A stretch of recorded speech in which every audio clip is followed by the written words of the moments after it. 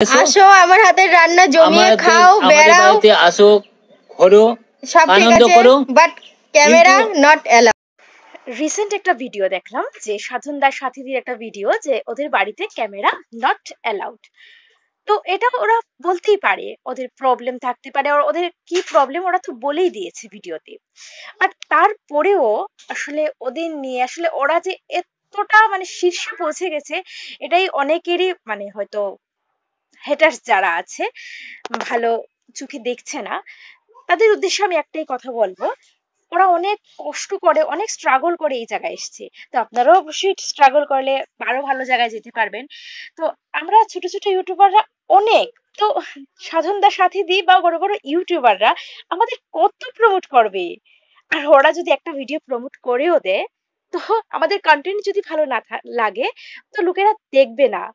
এটা আসলে অনেকেই বোঝে না, আর তার জন্যই ওদের নিয়ে বাজে বাজে ভিডিও বানাচ্ছে।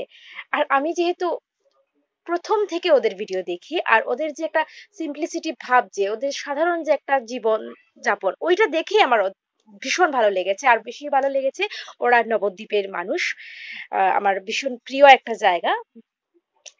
তো ওইখানের মানুষ, আর এর মধ্যে সাধনদার যে চলাফেরা, এত বড় একটা ইউটিউবার বাট ওনার চলাফেরায় কিন্তু বোঝাই যায় না, তো দেখেই বুঝতে পারছো তোমরা। কিন্তু তারপরেও বলতে শোনা যায় যে ওদের অহংকার বেশি, ওদের অ্যাটিটিউড বেশি। বাট কিসের অ্যাটিটিউড, আরে বাবা, এত সাধারণ যারা, মানে আসলে এটা জাস্ট হিংসে আর কিছু না। ওরা বড় হয়ে গেছে, এটাই হিংসে, মানে কিছু বলার নেই।